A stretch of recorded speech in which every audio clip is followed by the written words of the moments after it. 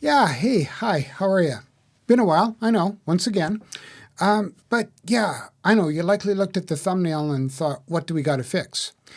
And, well, we got to fix hazard assessments, or, well, they got to get done.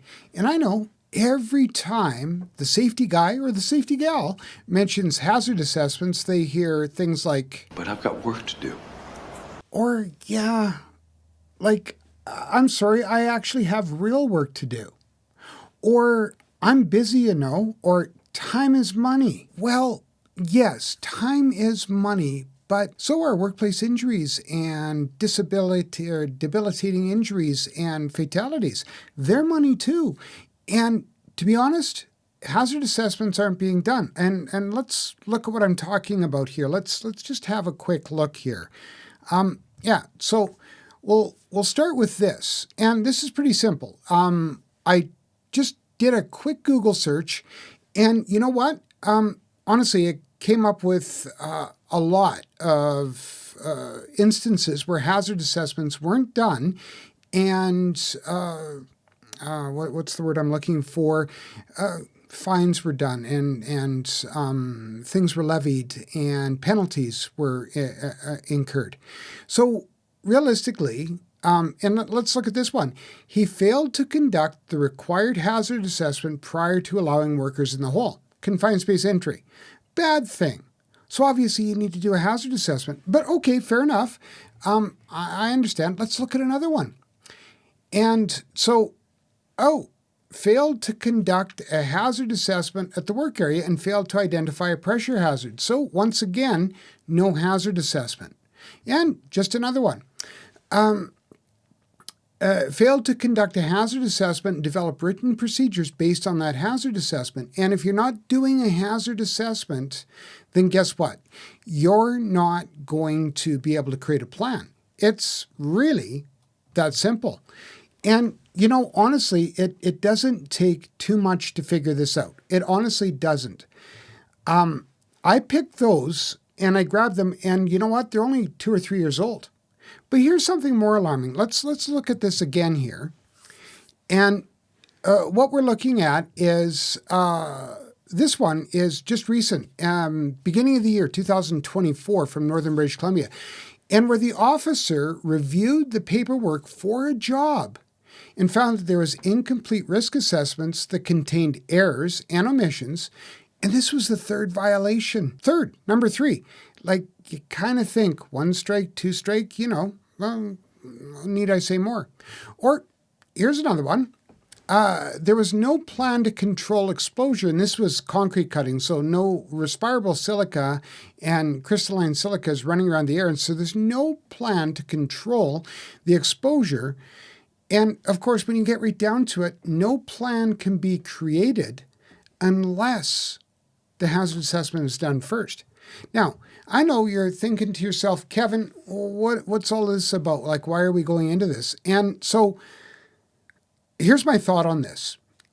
If people aren't doing something, could it be because they don't know what to do, or they don't know how to do it? Or I'm just going to go on that I believe that every person goes to work with this idea of doing the job right and doing the right thing. Not going to work with this idea of they don't wake up in the morning and go, I think I'll be negligent today, or I'll suffer a workplace accident and maybe a debilitating injury. No, nobody does that. So I'm thinking that maybe they just don't know how to do it. So what I've done is I've spent a little bit of time creating sort of like a mini course.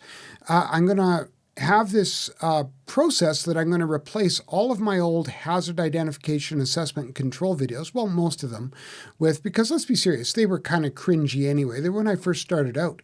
So I'm going to replace it with a new series on hazard identification, assessment, and control. And the idea is that what I'm going to do is live stream it, okay? And it's going to be a fairly simple process. Going to start off with a presentation, a lecture, hopefully, fairly short. I'm hoping no more than 20 minutes, maybe half an hour altogether for the whole entire live stream, which is going to consist of the intro, then a presentation, a lecture, and a short quiz at the end. Now, the other thing is just like any other live stream I've had or any other class, there'll be that opportunity for interjection of questions during a chat.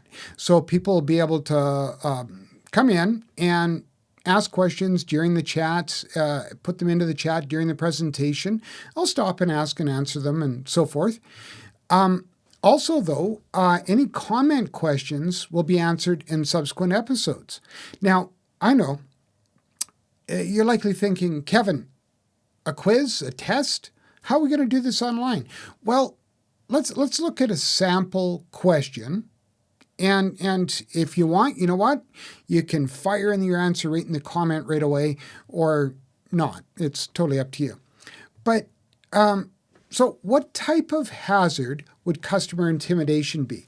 Would it be A, physical, B, chemical, C, a biological hazard, or D, psychosocial?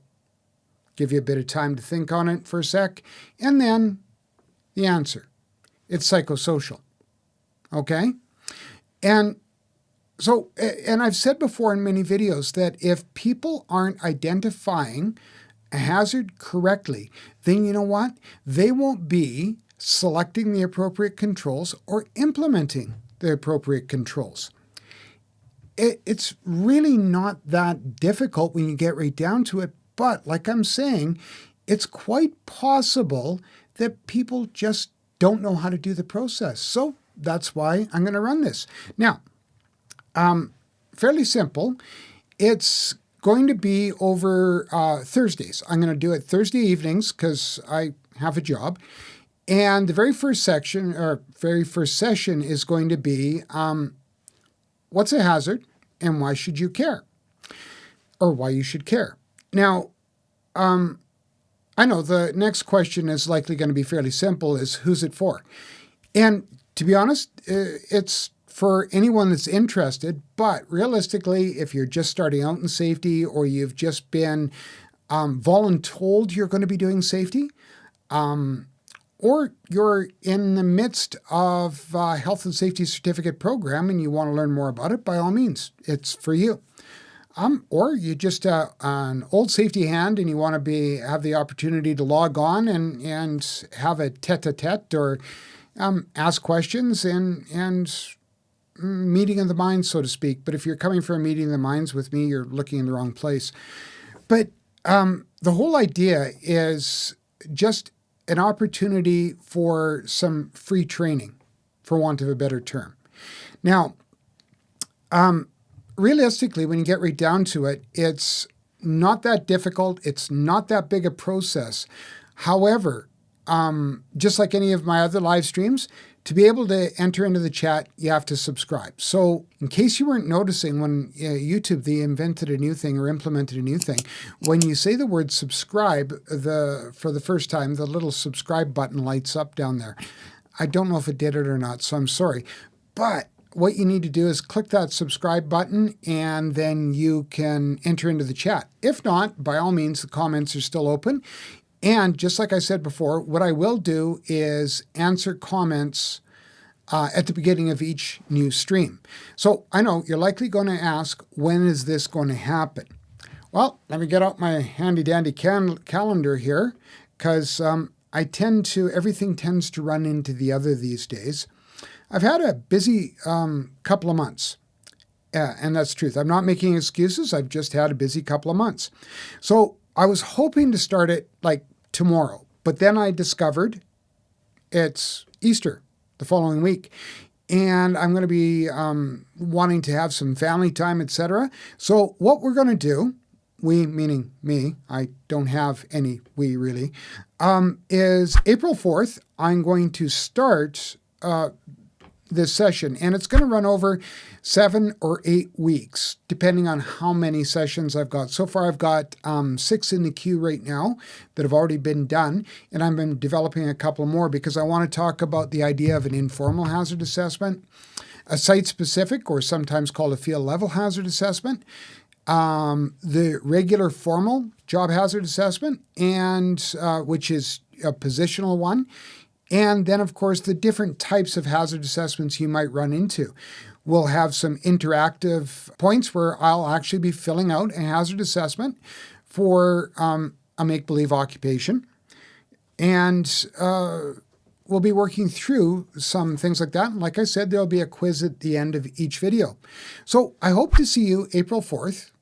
And by all means, love the critiques, love the feedback that I get. So thank you very much. And of course, feel free to add comments. And yeah, that's about it. So until we see each other again, and I really hope we do me a favor. Consider that safety leadership is more than a title, more than a course, more than letters behind your name.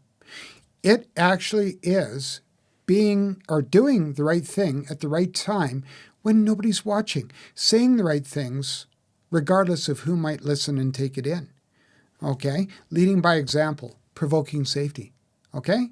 Take care. Bye for now.